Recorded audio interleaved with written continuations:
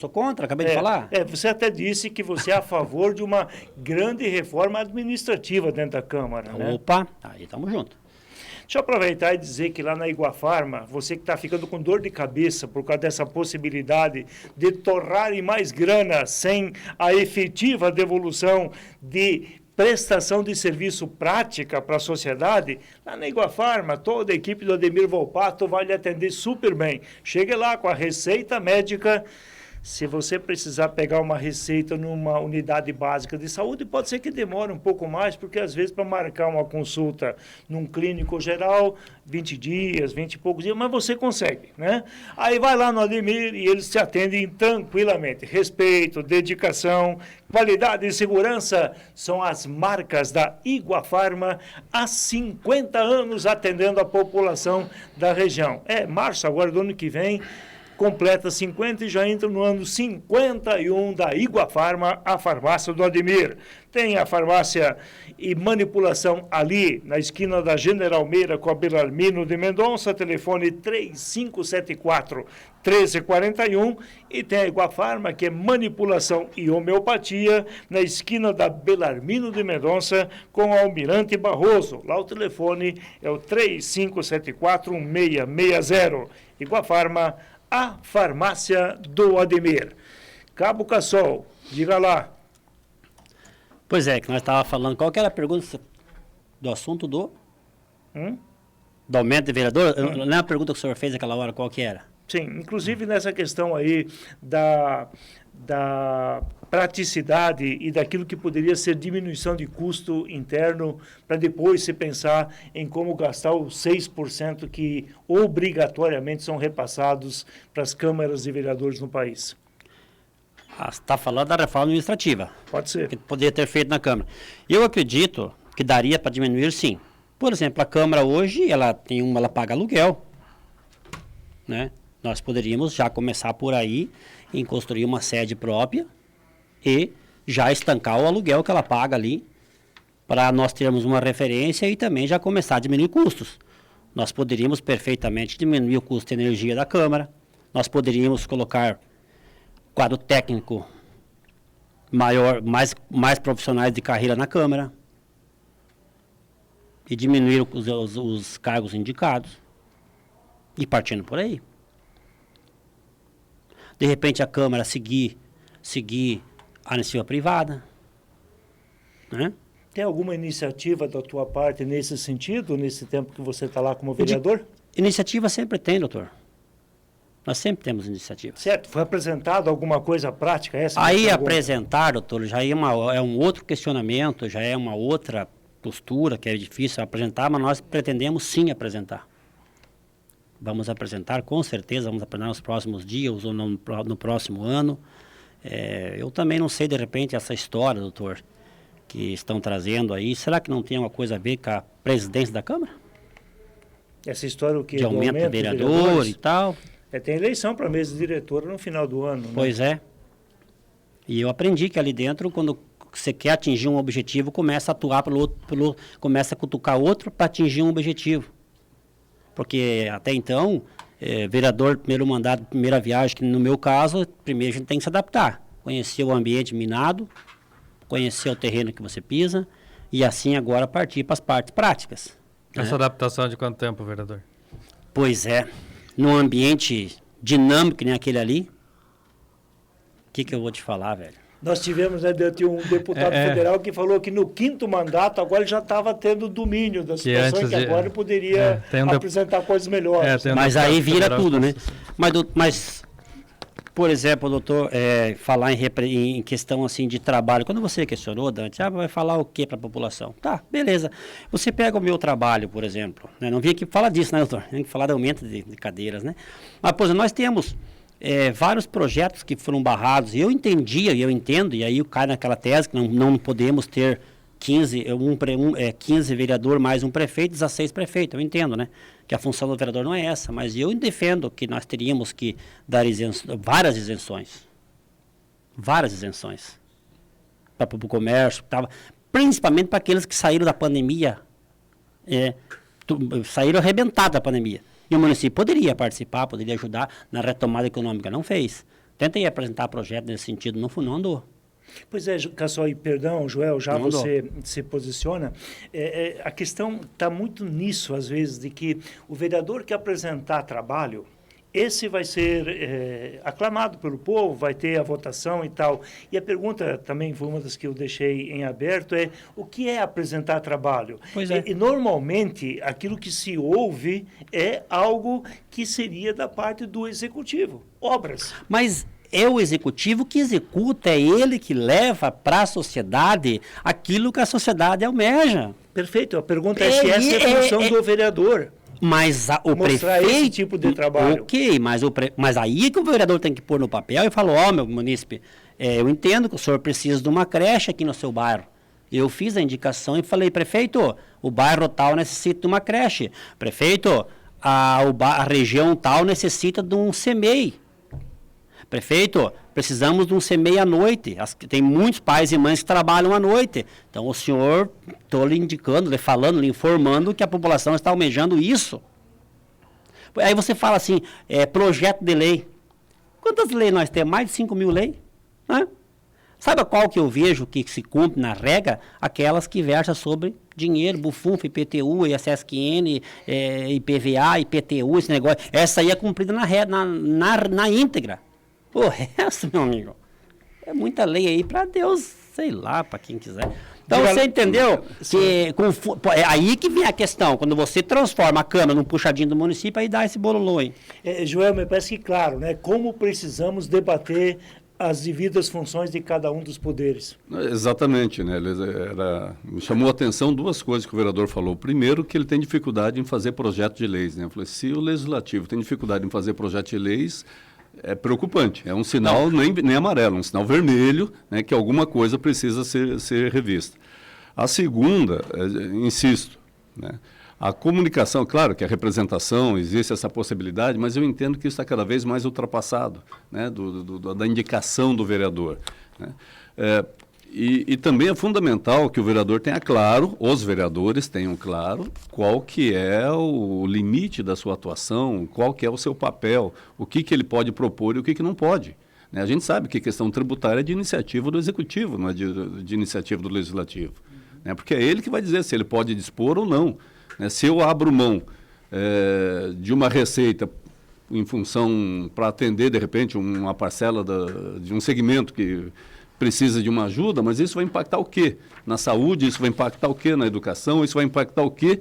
Nos projetos que eu tenho no plano, né, que eu tenho aí para executar no governo. Então, é por isso que é dele, essa prerrogativa de dizer se pode ou não pode.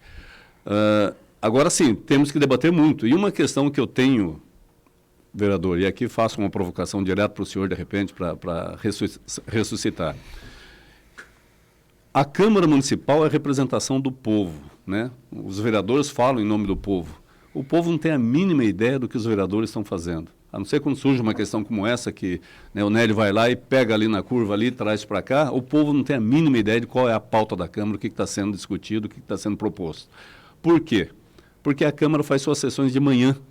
Os representantes do povo falam em nome do povo e o povo não pode acompanhar o que está sendo dito em seu nome, porque ele tem que trabalhar, né? Antigamente, as sessões eram à noite.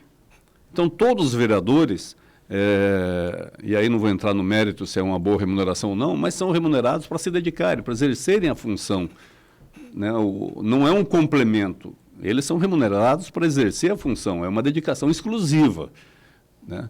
Então, qual é o problema da Câmara funcionar nas suas sessões ordinárias, fora os trabalhos de gabinete, essas questões todas, que as sessões ordinárias sejam feitas após o horário comercial, ao menos para possibilitar que aquele cidadão mais consciente, que tenha interesse, queira saber o que está sendo dito em seu nome, possa acompanhar as sessões como era feito no passado? Nenhuma.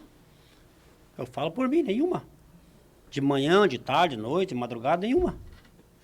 Problema nenhum. Pode ser a hora que quiser. A sessão pode ser feita a hora que for melhor para a população. Quando o senhor fala que eu tenho... já está meio desvirtuando da conversa. Mas, enfim, dificuldade em fazer projeto de lei, dificuldades nenhuma. Né? Sou bacharel em Direito e tal, então eu entendo como é que manda e como é que reza as coisas. Né? Nós somos autor de 37 projetos de leis, projetos bons, projetos muito bons. Nós somos atores de várias denúncias no Ministério Público já também. Né? Então, nós estamos trabalhando. De boa, sem problema nenhum. Não temos dificuldade nenhuma em desenrolar o imbróglio que existe ali na Câmara. E no meu gabinete tem um engenheiro que trabalha, tem um contador que trabalha. Então, são pessoas que estão ali atuando e de olho no que as coisas estão acontecendo. E questão de horário, de sessão, nenhuma. Mas eu acredito que o descrédito é tão grande que as pessoas não estão muito preocupadas. Só algum tema que vem chamar a atenção, que a população chama a atenção e tal. Mas fora isso, entra prefeito, sai prefeito, entra vereador, sai vereador. Mas isso, vereador, me coisa permita... vai andando, e nós precisamos mudar. Se o seu projeto é bom e precisa ser apoiado na Câmara pelos seus pares, se a população estiver lá acompanhando os debates, chancelando a sua iniciativa, me parece que até facilita a tua vida na tramitação interna da Câmara. Sim, eu percebo isso. Quando vai votar alguma coisa na Câmara que é de interesse de alguma classe, aí lota a Câmara, né? É que é a mesma história da vaca e da baleia, né? A vaca, ela é preservada porque ela é privada, a baleia ela está em extinção porque ela é pública, né? Então é mais ou menos assim. É que me parece, Joel, essa questão desse contato junto à sociedade como um todo, para que ela ajude a gestar o projeto, a entender o que está sendo feito, a levaria, inclusive, para apoiar lá. Mas isso não existe, né? Não existe na prática esse negócio. Então, alguém iluminado tem uma ideia ou copia, porque no país inteiro há institutos que fornecem projetos prontos para que apenas troque o nome da cidade e adapte alguma coisinha, e a sociedade ela fica alienada, ela está... E até projetos bons, sim, velho, que sim. você lá apresentaram um projeto bom lá, claro. Por exemplo, Londrina é uma base boa de projetos, Maringá é uma base boa de projetos, e eu estive conhecendo essa cidade, aliás, conheço o Paraná quase que inteiro, né, porque trabalhei muito em cidade no Paraná. Projetos bons, qual o problema em copiar? Nenhum. Se é bom e dá resultado. Nenhuma lá deu certo. Por que aqui não dá certo? Então, vamos adaptar agora é para a nossa importante, cidade. E aí, Nélio, por isso, aí que eu digo para você. Então não há dificuldade nenhuma em fazer projeto. Às vezes é que é má vontade mesmo. É simples assim. Não, e aí você colocou uma questão, e eu quero aproveitar o gancho, que é o seguinte: quando é de interesse de uma classe? Agora, se é de interesse da sociedade, nós temos inúmeras organizações, e até mesmo o cidadão consciente, que não precisa estar vinculado a nenhuma organização, que tendo possibilidade vai, participa, acompanha, se manifesta, se pronuncia.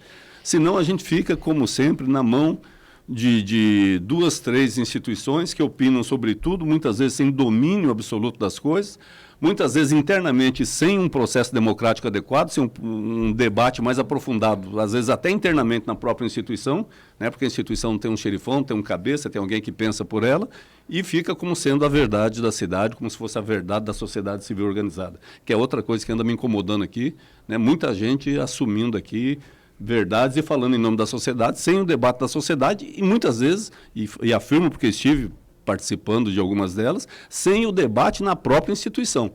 Né? Nós tivemos já, e essa questão mesmo do aumento do número de vereadores, no passado, campanhas patrocinadas por instituições, e eu fazia parte de 2 que bancaram as campanhas, e eu não vi debate nenhum internamente, nenhuma das 2. E uma delas a OAB.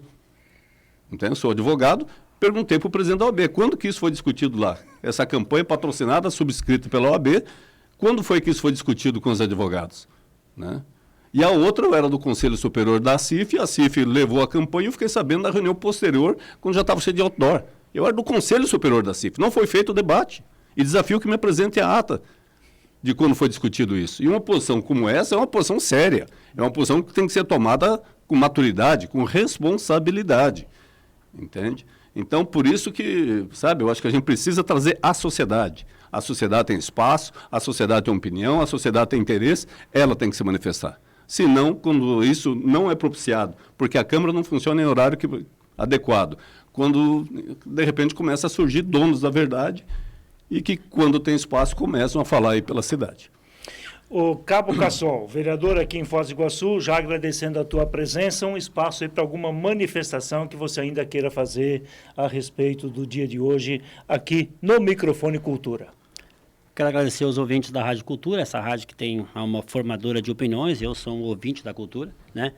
Estou aguardando um convite para nós vir aqui discutir. Nós temos 37 projetos de lei apresentados, vários aprovados, né? Não faço projeto do dia da árvore amarela, tá? Não faço, me perdoa, não faço. Uma analogia, claro, mas não faço. Então, quero vir sim, quero discutir sobre IPTU, sobre SSQN, sobre mobilidade urbana, sobre o transporte público que já está consumindo 14 milhões de reais. Jogaram uma batata na mão do prefeito, que sou eu, o prefeito mandava todos embora. Tá? Então jogaram esse pino na mão do prefeito, tá aí para descascar. Então esse tipo de assuntos, investimento da Itaipu na cidade, direcionamento do que a Itaipu deve nos ajudar, que nós que sabemos, é o vereador e o prefeito que pode indicar o que é que necessita. Para Itaipu? Né? Itaipu consultar. Né? Entendeu? Então esse tipo de assunto me interessa muito. A cavalo dado não se olha os dedos também, né? Mas às vezes o cavalo vem para consumir mais remédio do que capim, não adianta, né? Tá certo. Então você vê então que nós estamos abertos às pautas progressistas da cidade, sim, porque eu me entristece muito de ver Foz do Iguaçu com um orçamento desse tamanho, uma potência que é nós, temos duas potências gigantes aqui, que é a Itaipu e as nossas cataratas, somos fortes no terceiro setor, somos fortes no turismo, somos fortes na usina, mas nós não somos fortes em qualidade de vida, não somos fortes em mobilidade, não somos referência em quase nada para o Paraná e para o Brasil. Estive lá no lançamento do governo 5.0 e eu vi lá investimentos praticamente no Paraná inteiro, principalmente na área da saúde. Me perdoe, mas eu não vi nenhuma ambulância para Foz do Iguaçu, com todo perdão. Então isso aí é falta de deixar de lado, Nélio, as bronquinhas políticas e olhar para o povo, que é esse que sofre. É esse que sofre. Não vai ser o nome do vereador que vai resolver esse problema, não vai ser. O que vai ser é seriedade. Esquece. Acabou a eleição, velho. Agora o povo precisa dos eleitos. Simples assim. Então, essa é a minha mensagem à população. Estamos trabalhando firme e muito sério. Podemos pecar pela ação, mas nunca vamos pecar pela omissão. Pode ter certeza. Mais uma vez, obrigado ao vereador Cabo Cassol. Joel de Lima, também agradecendo a tua presença aqui no debate de hoje e um espaço para a sua manifestação final. Obrigado, Nélio, ouvintes da cultura. A gente está sempre à disposição, né? Como cidadão, a gente está sempre interessado no melhor, né? Para a população da cidade, do estado, do país, do nosso Mercosul, dos nossos vizinhos, que eu defendo que Foz do Iguaçu não é uma cidade, né? Nós somos aqui uma parte de uma grande metrópole trinacional. Falei isso com o prefeito de Cidade do Leste recentemente, né? Falei, se não juntar os 3 subprefeitos, né, dessa grande metrópole para pensar isso de forma articulada, de forma conjunta, e aí a Câmara é importante também ter essa visão, essa compreensão dos desafios da nossa fronteira, por isso que eu coloco no outro patamar, né, elevar o nível da gestão dessa nossa região aqui, que tem esses desafios e precisam ser enfrentados, e temos muitas potencialidades que às vezes se desperdiça por falta exatamente dessa articulação. Então a gente está aqui, sempre à disposição. Me aposentei na Itaipu, mas estou na UAB, estou por aí. O que precisarem, a gente está à disposição. Valeu, muito obrigado ao Joel de Lima. Ô Dante Quadra, se eu quiser ir para o Paraguai, a partir do dia 12 de dezembro, eu posso ir por outra ponte? Dizem que... Olha, Nélio, eu ia dizer que dizem que sim, mas eu vou